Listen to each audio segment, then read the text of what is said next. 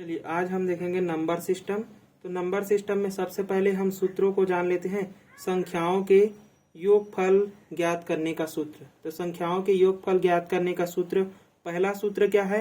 तो प्रथम n प्राकृत संख्याओं का योगफल। प्रथम n प्राकृत संख्याओं का योगफल का सूत्र क्या है? n इंटू n प्लस 1 बटे 2।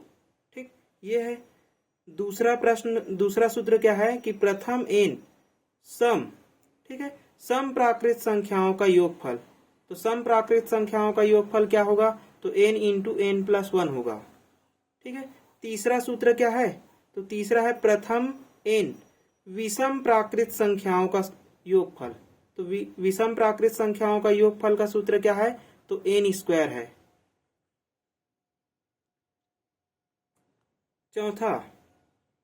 चौथा क्या है? प्रथम n प्राकृत संख्याओं के वर्गों का योगफल। ठीक है, अब देखेंगे वर्गों का योगफल। तो वर्गों का योगफल का सूत्र क्या है? n plus 1 2n plus 1 by 6। ठीक, ये है n plus 1 2n plus 1 by 6 किसका है? तो प्रथम n प्राकृत संख्याओं के वर्गों का योगफल का सूत्र है, वर्गों के योगफल का। ठीक है। अब पांचवा सूत्र है। तो पांचवा सूत्र क्या है? प्रथम n प्राकृत संख्याओं की घन। ठीक है, घन मतलब 3 घात वाले का। तो घनों का योगफल का सूत्र क्या है? तो n प्लस 1 बटे 2 पूरे की घात में 2। ये घनों के योगफल का सूत्र है। छठवां देखते हैं। छठवां क्या है? समांतर श्रेणी। ठीक है, समांतर श्रेणी मतलब समान अंतर वाले। तो समांतर श्रेणी के पदों का योगफल। ठीक है, तो समांतर श्रेणी के पदों का योगफल का सूत्र क्या है? n/2 2a plus n minus 1 into D. ये याद रखेंगे, सबसे महत्वपूर्ण सूत्र है। जहां a जो है वह प्रथम पद को दर्शा रहा है। कोई भी सीरीज दी रहेगी, जैसे कि 1 है, 3 है, 5 है, इस प्रकार से अगर कोई भी सीरीज दिया है तो ये प्रथम पद है, दूसरा पद है, तीसरा पद है, ऐसे ही। तो a क्या है? प्रथम पद को दर्शा रहा है। d सर्वांतर को, मतलब कितने का अंतर है दोनों में, इन दोनों में, तो ये d है। d यहाँ पास कितने का अंतर है? तो 3 में 2 का अंतर। फिर इसमें भी कितने का अंतर है? तो इसमें भी 2 का अंतर है। तो मतलब ये क्या बता रहा है? सर्वांतर जो है वह या तो द्वितीय पद माइनस प्रथम पद करके निकाल सकते हैं, दूसरे में पहले को घटाकर, तीसरे में दूसरे को घटाकर निकाल सकते हैं। ऐसे ही आगे वाले पद को पीछे वाले पद से घटाकर हम क्या निकाल सकते हैं? सर्वांतर d का मान निकाल सकते हैं। और प्रथम पद क्या होता है? a होता है। n क्या है उसका? तो n दिया गया संख्या जो भी नंबर है। ठीक है, अब देखते हैं अगला। ठीक है, नंबर सिस्टम। तो नंबर सिस्टम पढ़ने से पहले सबसे पहले हम जान लेते हैं संख्याओं के स्थानीय मान के बारे में। तो स्थानीय मान क्या होता है? उसके स्थान के आधार पर अंकों का मान होता है। ठीक है, जैसे कि उदाहरण पहला में पूछा गया है कि 4 7 9 6 5 0 में 9 और 7 का स्थानीय मान होगा। तो इसका स्थानीय मान क्या मिलेगा? सबसे पहले 4 7 9 6 5 0। ठीक है, 9 का स्थानीय मान कितना है?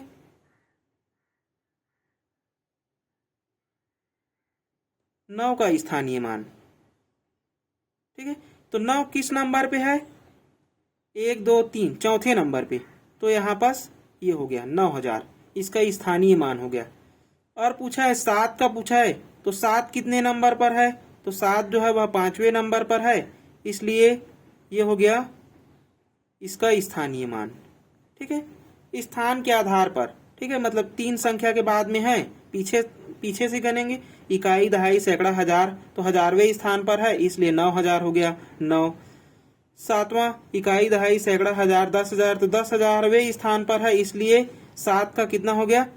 तो 7 लिखेंगे, 5 लिखा गया था गलती से। तो 7, तो ये हो जाएगा 70,000। ठीक है, दहाई 10,000 वाले स्थान पे था इसलिए। ठीक है, जिसका भी पूछेगा उसका बता सकते हैं। अब अगला है जातीय मान। तो जातीय मान क्या होता है? किसी संख्या का जातीय मान स्वयं होता है। मतलब 7 है तो 7 की जाति क्या रहेगी? 7 ही रहेगी। 5 की जाति क्या रहेगी? 5 ही रहेगी।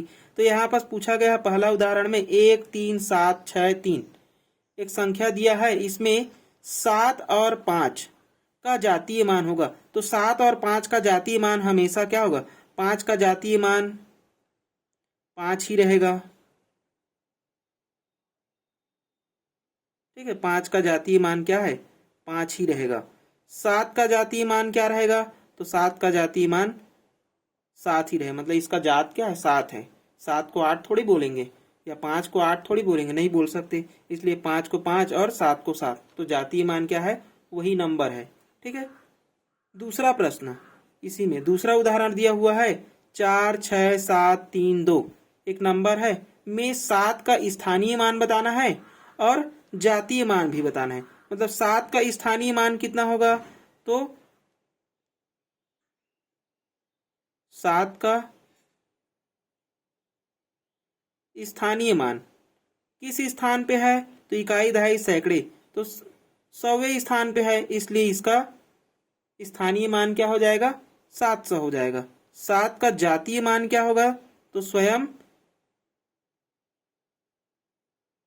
7 का जातीय मान, तो 7 का जातीय मान क्या रहेगा? 7 ही रहेगा। ठीक। अब प्रश्न देखते हैं टाइप 1 प्रकार के प्रश्न।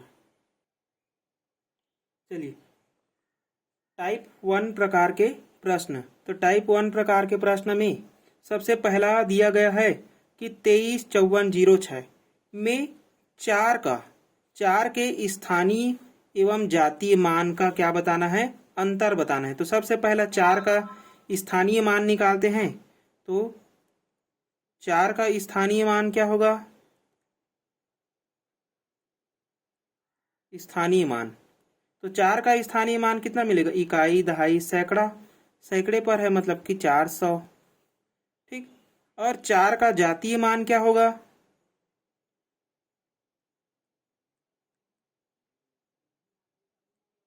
चार का जातीय मान, तो 4 का जातीय मान क्या होगा? 4 ही होगा। दोनों में अंतर बोला है तो अंतर निकाल लेंगे। तो अंतर कितना मिलेगा? 4 घटा देंगे, मतलब 396 मिल जाएगा इसका आंसर। ठीक है, तो अंतर कितना मिल गया हमें? यही पूछा है। चलिए, दूसरा प्रश्न है 5 7 4 8 7 3 में 7 के स्थानीय मानों का अंतर निकालना है। मतलब यहाँ पर 2 7 दिया हुआ है, दोनों के स्थानीय मान निकालना है और इसका अंतर बताना है। ठीक है, तो इस 7 का स्थानीय मान क्या होगा? इस 7 का स्थानीय मान होगा 70। ये वाले 7 का स्थानीय मान कितना होगा? यहाँ पर स्थानीय मान लिख रहे हैं। ठीक है, तो ये वाले 7 का स्थानीय मान कितना होगा? तो इकाई दहाई सैकड़ा हजार 10,000, 10,000वें स्थान पर है, इसलिए 70,000 इसका हो गया। अब दोनों का क्या बताना है? अंतर बताना है। 7 के स्थानीय मानों का अंतर,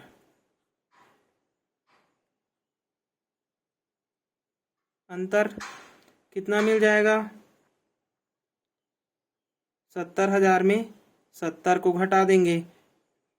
ठीक, 0 से 0 हो गया, इसको 10 मान लेंगे, 10 में से 7 घटाएंगे 3 हो गया, हासिल देंगे 1, फिर इसको 10 मानेंगे, 1 घटाएंगे 9 हो गया, फिर इसको 10 1 हासिल हो गया 1, फिर 9 हो गया, फिर 1 देंगे तो 6 हो गया। तो 6930 हो गया इसका आंसर। ठीक है, 69,930 इसका अंतर हो गया।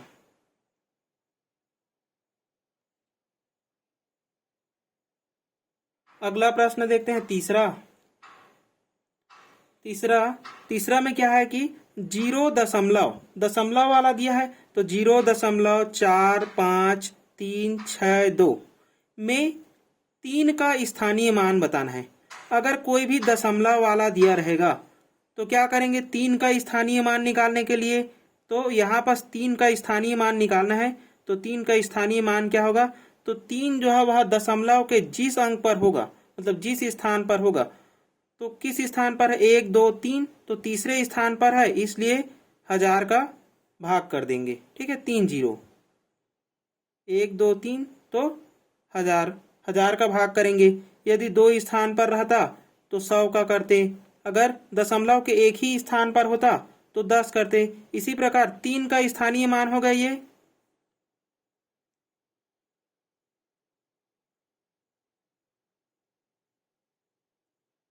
3 का स्थानीय। इसी में यदि हम 5 का स्थानीय मान निकालेंगे,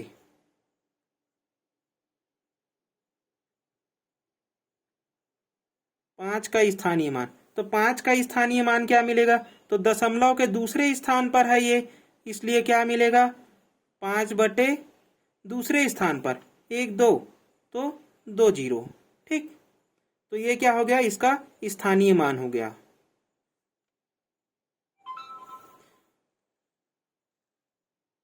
इसी बेस पे एक और प्रश्न है कि 0.042531 में 5 का स्थानीय मान क्या होगा? अब 5 का स्थानीय मान बताना है, तो यहाँ पास 5 का स्थानीय मान क्या मिलेगा?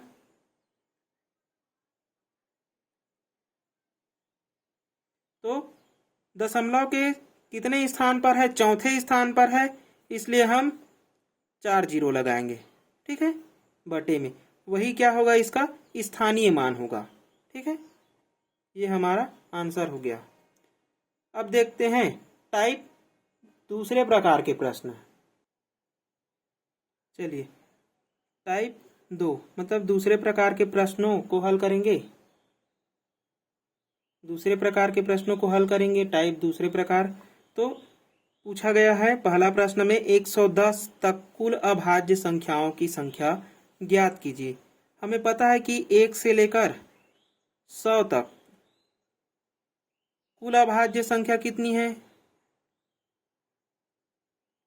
कुल अभाज्य संख्या, तो कुल अभाज्य संख्या कितनी है? 25 है। अब 100 के बाद में और कौन कौन से अभाज्य संख्याएं हैं? तो 101 है, और क्या है? 103 है, 107 है, और 109 है।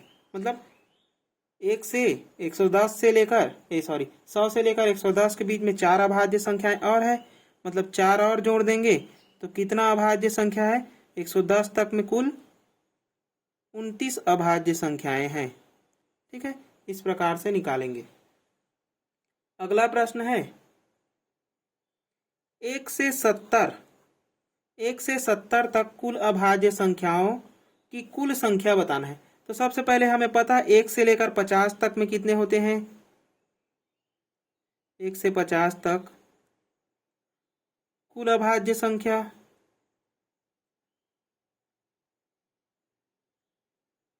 एक से 50 तक में कुल अभाज्य संख्या कितना है? तो 15 है। ठीक है, अब 50 के बाद में और कौन कौन से हैं? 70 तक पूछा गया है, 53 है, 59 है, 61 है, और 67 है। ठीक, मतलब 4 और अभाज्य संख्याएं हैं 50 से 70 के बीच में। मतलब यहाँ पर भी 4 और जोड़ देंगे, कितना मिल जाएगा? तो 15 4 19 अभाज्य संख्या मिल जाएगा। ठीक है, तो 1 से 70 तक कुल अभाज्य संख्याओं की कुल संख्या कितनी हो गई? 19 हो गई। अगला प्रश्न देखते हैं 60 से 80 के बीच में, है ना, 60 और 80 के बीच अभाज्य संख्याओं का इस बार क्या बताना है? योग बताना है। मतलब उन अभाज्य संख्याओं का क्या करना है? योग करना है। ठीक है, तो 60 के बाद में अभाज्य संख्या क्या है? 61 है, और क्या है? 67 है, अब क्या है? 71 है, 73 है, और 79 है। सबको जोड़ देंगे, कितना मिलेगा? योग पूछा है तो सबका योग कितना होगा? 9 3 12, 13, 13 और 7 हो गया 20, 20 और 1 21, 21 की 1 हो गया 2, हासिल हो गया। अब 7, 14, 21, 21 और 6 27, 27 और 6 33, 33 और 2 35। ठीक, तो इनका योग कितना मिल गया? 351। अगला देखते हैं, अगला प्रश्न। अगला प्रश्न है 100 से 110 के बीच अभाज्य संख्याओं का योग ज्ञात कीजिए। तो 100 से 110 के बीच में कौन कौन सी अभाज्य संख्याएं हैं? तो 101 है, 103 है, 107 है और 109 है। ठीक, ये अभाज्य संख्या है। अब इनका भी योग करना है, तो इनका योग कितना मिलेगा? 9, 7, 18 हो गया, सॉरी 9, 7, 16 हो गया